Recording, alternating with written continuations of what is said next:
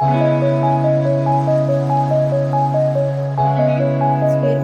আমাদের আলোচ্য বিষয় কোষপর্দা। প্রতিটি সজীব কোষের প্রোটোপ্লাজমের বাইরে যে স্থিতিস্থাপক প্রভেদক ভেদ্য লাইপোপ্রোটিন নির্মিত ত্রিস্তরীয় সজীব আবরণ থাকে তাকে কোষপর্দা বলা হয়। আমরা জানি একটা কোষ আঁকে, এই যে কোষ আঁকলাম, কোষের ভেতরে নিউক্লিয়াস এবং বিভিন্ন অঙ্গাণু আছে।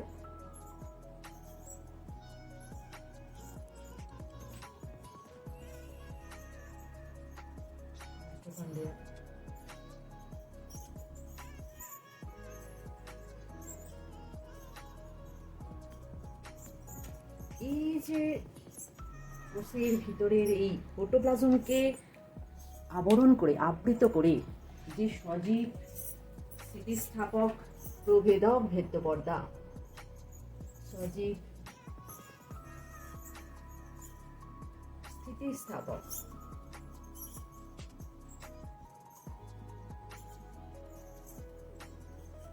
প্রভেদক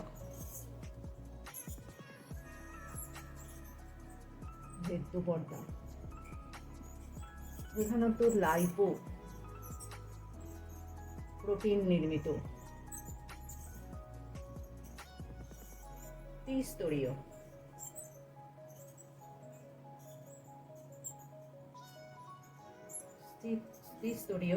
যে আবরণ থাকে তাকেই আমরা বলবো যে কোষ পর্দা। এই কোষ পর্দা আবিষ্কার করেন ন্যাগেলি ও ক্র্যামার। বিজ্ঞানী ন্যাগেলি এবং ক্র্যামার 1855 সালে।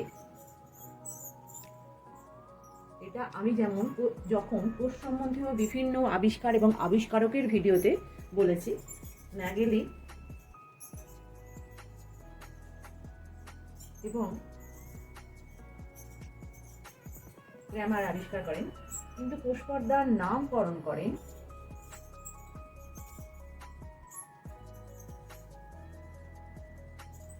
প্লোইল। কোষ পর্দা আবিষ্কার করেন 1855 খ্রিস্টাব্দে ন্যাগেলি ও ক্র্যামার, নামকরণ করেন প্লোইল। সাইটোপ্লাজমের বাইরে স্তর পরিবর্তিত এবং রূপান্তরিত হয়ে কোষ পর্দা তৈরি করে। এই যে সাইটোপ্লাজম আছে, এই সাইটোপ্লাজমের বাইরের স্তরটা পরিবর্তিত হয় এবং রূপান্তরিত হয়ে এই কোষ পর্দা তৈরি করে। এই কোষ পর্দার গঠন সম্বন্ধে আজকে আমরা জানব। আমরা বলেছি কোষ পর্দা সাধারণত প্রোটিন, লিপিড দিয়ে তৈরি। তাছাড়া কোষ পর্দাতে কার্বোহাইড্রেট এবং জল থাকে। বোঝা গেল? দেখি কোষ পর্দার উপাদানগুলো আমরা দেখলাম। লিপিড থাকে হচ্ছে 20 থেকে 79%, প্রোটিন হচ্ছে 20 থেকে 70%, কার্বোহাইড্রেট 1 থেকে 5%, জল হচ্ছে 20%। কারণ কোষ পর্দার এই যে উপাদানগুলো দেখা যায় বিভিন্ন কোষের ক্ষেত্রে এই উপাদানগুলোর পার্থক্য পরিলক্ষিত হয়। এই যেমন মানুষের লোহিত রক্তকণিকায় প্রোটিন থাকে, মানুষের আর বেশি। লোহিত রক্তকণিকায় প্রোটিন থাকে, প্রোটিন এবং ফ্যাটের যে অনুপাত, ফ্যাট মানে হচ্ছে লিপিড। লোহিত রক্তকণিকায় প্রোটিন থাকে 52% আর ফ্যাট থাকে 40%। তাহলে দেখা যাচ্ছে কোষ পর্দার এই যে উপাদানগুলোর পরিমাণ, এটা সব কোষে যে সমান হয় তা নয়। তাছাড়া কোষ পর্দাতে কি থাকে? তাছাড়া কোষ পর্দাতে থাকে বিভিন্ন ধরনের ফসফোলিপিড থাকে এবং ফসফোগ্লিসারাইড থাকে, কোলেস্টেরল থাকে, গ্লাইকোলিপিড থাকে। বোঝা গেল?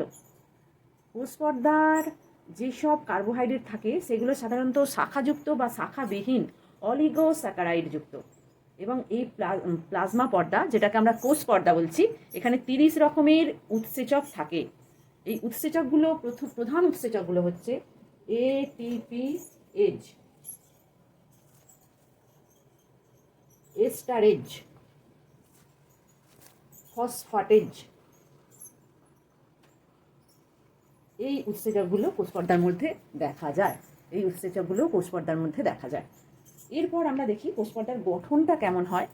কোষ পর্দার গঠন প্রসঙ্গে আমরা বিভিন্ন মডেলের কথা বলেছি। প্রথমেই যে মডেলের কথা বলবো সেই মডেলটা হচ্ছে ড্যানিয়েলি ড্যাপসন মডেল। এই ড্যানিয়েলি ড্যাপসন মডেলটা প্রথম প্রবর্তিত হয়েছিল বিজ্ঞানী ড্যানিয়েলি এবং ড্যাপসন করেছিলেন 1935 সালে। সেই মডেলে দেখা যাচ্ছে, দেখো এই যে এই লিপিডের অণুগুলো, এই যে লিপিডের অণুগুলো দেখতে পাচ্ছ, দ্বিস্তরী লিপিডের অণু ছিল কোষপর্দাতে। আমি উল্লেখযোগ্য কয়েকটি মডেল নিয়ে এখানে আলোচনা করব। দ্বিস্তরী লিপিডের অণু, এই লিপিডের অণুগুলোর একটি অণুর এইটা হচ্ছে একটা নন পোলার প্রান্ত। এই যে যেটা আমি একদম হাইলাইট করে দিচ্ছি, এটা হচ্ছে লিপিডের একটা নন পোলার প্রান্ত, ঠিক আছে? এটাকে টেল বলা হচ্ছে। এটাকে কি বলা হচ্ছে? টেল বলা হচ্ছে। আর এই যে পোলার এন্ড যেটা, সেটা হচ্ছে লিপিডের মস্তক বলা হচ্ছে। এই নন পোলার এন্ডটা হচ্ছে হাইড্রোফোবিক, আর পোলার এন্ডটা হচ্ছে হাইড্রোফিলিক। হাইড্রোফোবিক এটা হচ্ছে জল, ফোবিয়া মানে হচ্ছে ভয়, আমরা জানি। জল বিকর্ষী, এটা হচ্ছে জল আকর্ষী হেডটা, ঠিক আছে? এই রকম অনেক লিপিডের অণু নিয়ে দুটো লিপিড স্তর তৈরি হয়েছে, এবং প্রোটিনের দুটো স্তর, লিপিডের স্তরগুলো দুই প্রান্তে অবস্থিত। দেখা যাচ্ছে এখানে যে পোলার এন্ডগুলোর দিকে একটা প্রোটিনের স্তর, এদিকে একটা পোলার এন্ডের দিকে একটা প্রোটিনের স্তর। এই ছিল ড্যাপসন এবং ড্যানিয়েলির কোষপর্দার মডেল। এই কোষপর্দার মডেলটারই পরিমার্জিত রূপ আমরা বলতে পারি রবার্টসনের ইউনিট মেমব্রেন। রবার্টসন যে ইউনিট মেমব্রেন বলেছিলেন মডেল, সেই রবার্টসনের ইউনিট মেমব্রেন রবার্টসন তৈরি করেছিলেন 1959 সালে। এখানেও দেখা যাচ্ছে যে দুটি, ঠিক ড্যাপসনের যেমন লিপিডের দুটো স্তর ছিল, রবার্টসনের ইউনিট মেমব্রেনে লিপিডের দ্বিস্তরী লিপিড স্তর ছিল। এই যে হেড যেগুলো গোল গোল করেছি, হেডগুলো হচ্ছে পোলার এন্ড, আর উচ্চ হচ্ছে লেজ, সেটা হচ্ছে নন পোলার এন্ড। হেডটা হচ্ছে হাইড্রোফিলিক আর টেলটা হচ্ছে হাইড্রোফোবিক। এবং এই যে প্রোটিনের দুদিকে দুটো স্তর ছিল, একটা হচ্ছে অন্তঃস্থ প্রোটিনের স্তর, একটা হচ্ছে বহিস্থ প্রোটিনের স্তর। এই রবার্টসনের এই মডেলটাকে বলা হয় রবার্টসনের ইউনিট মেমব্রেন মডেল। আর এই যে আমরা যে কোষপর্দার মডেল পড়ছি, তাহলে আমরা কি দেখছি?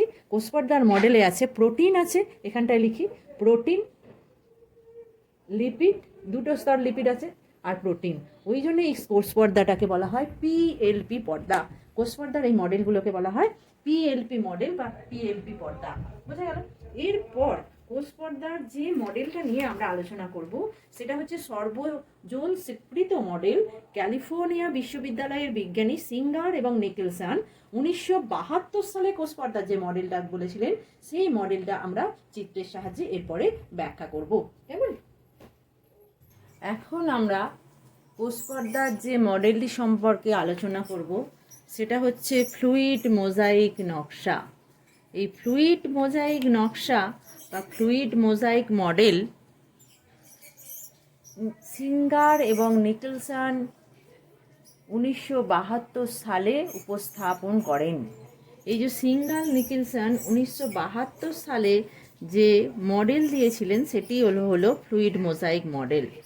তাতে দেখা যাচ্ছে যে দ্বিস্তরী লিপিড অণুগুলো আছে, এই অণুগুলো অর্ধতরল একটা সংগঠন তৈরি করে। এই যে লিপিড অণুগুলো যে হেড, যে মস্তক থাকে, সেটা হচ্ছে হাইড্রোফিলিক, এবং তার যে এটা হচ্ছে পোলার, এটা পোলার এন্ড, এবং যে নন পোলার এন্ড যেটা থাকে, নন পোলার এন্ড, সেটা হচ্ছে হাইড্রোফোবিক। এই যে হাইড্রোফিলিক এবং হাইড্রোফোবিক দুটো এন্ড থাকার জন্য এই লিপিড অণুগুলোকে বলা হয় অ্যাম্পিপ্যাথিক অণু। এটাকে বলা হয় অ্যাম্পিপ্যাথিক মলিকুল। এবং এই কোষ পর্দার ফসফোলিপিডের অর্ধতরল সংগঠন হবার জন্য এখানে কি দেখা যায়? ফ্লিপ ফ্লপ মুভমেন্ট দেখা যায়। এই অণুগুলোর মধ্যে ফ্লিপ ফ্লপ মুভমেন্ট দেখা যায়।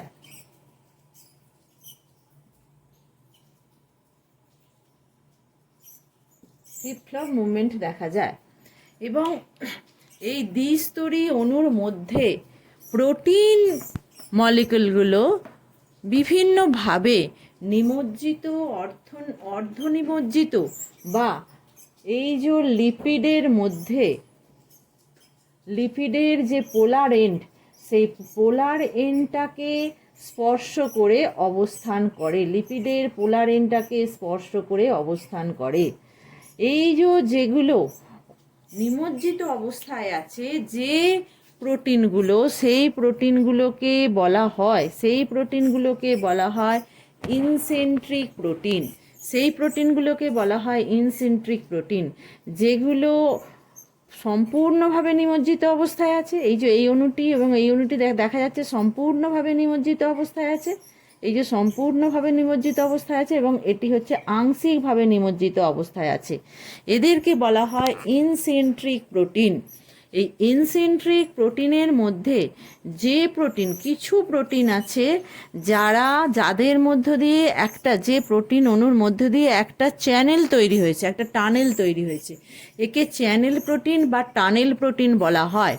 এবং এই যে প্রোটিনগুলো কোষপর্দা দুটো প্রান্তেকে সুপারফিশিয়ালি স্পর্শ করে আছে, তাকে বলা হয় এক্সেন্ট্রিক প্রোটিন বা পেরিফেরাল প্রোটিন বা বহিস্থ প্রোটিন। তাহলে কোষ পর্দাতে দুই ধরনের প্রোটিন দেখা যায়। একটা হচ্ছে ইনসেন্ট্রিক প্রোটিন বা ইন্ট্রিগাল প্রোটিন বা অন্তস্থ প্রোটিন, যে প্রোটিনগুলো আংশিক বা সম্পূর্ণভাবে নিমজ্জিত অবস্থায় আছে। আংশিক নিমজ্জিত আছে, সম্পূর্ণভাবে নিমজ্জিত অবস্থায় আছে। এবং কিছু প্রোটিন আছে যারা কোষ পর্দার ফসফোলিপিডের মস্তিষ্ককে স্পর্শ করে আছে, সুপারফিশিয়ালি আছে, তাদেরকে বলা হয় এক্সেন্ট্রিক প্রোটিন বা বহিস্থ প্রোটিন বা পেরিফেরাল প্রোটিন। এই কোষ পর্দাতে দেখা যায় যে কিছু কিছু এই নীল অংশ দিয়ে আমি করেছি, যে কিছু অলিগোস্যাকারাইড, অলিগোস্যাকারাইড অণু লিপিড এবং প্রোটিনের সঙ্গে সংযুক্ত অবস্থায় আছে। যখন প্রোটিনের সঙ্গে অলিগোস্যাকারাইডের অণুটি সংযুক্ত অবস্থায় আছে তখন সেটাকে বলা হয় গ্লাইকোপ্রোটিন। এবং যখন লিপিডের সঙ্গে অলিগোস্যাকারাইড অণুটি সংযুক্ত অবস্থায় আছে তখন বলা হয় গ্লাইকোলিপিড। এই গ্লাইকোপ্রোটিন এবং গ্লাইকোলিপিড যে আছে, সেই গ্লাইকোপ্রোটিন এবং গ্লাইকোলিপিড কোষপর্দার বাইরের দিকে প্রক্ষিপ্তভাবে একটি আবরণ তৈরি করে। এই দুটো নিয়ে, গ্লাইকোপ্রোটিন এবং গ্লাইকোলিপিড নিয়ে, সেই আবরণকে বলা হয় যে সেল কোট। সেই আবরণকে বলা হয় সেল কোট বা এটাকে বলা হয় গ্লাইকোক্যালিক্স। সেল কোড বা গ্লাইকোক্যালিক্স বলা হয়। তাহলে এই হচ্ছে কোষপর্দার গঠন। দেখা যায় যে গঠন অনুসারে যে কোষপর্দাতে তাহলে কি থাকে, একটা থাকে প্রোটিন থাকে, আর একটা থাকে যে লিপিড থাকে। কোষপর্দাতে সাধারণভাবে যে প্রোটিনগুলো থাকে, সেই প্রোটিনগুলোকে যদি আমরা দেখব কোষপর্দাতে সাধারণভাবে 5 প্রকারের প্রোটিন থাকে। সেই প্রোটিনগুলো কি প্রোটিন দেখি। কাজ অনুযায়ী কোষপর্দাতে যে প্রোটিনগুলো দেখা যায় তারা হচ্ছে structural protein, channel protein, carrier protein, receptor protein, enzymatic protein.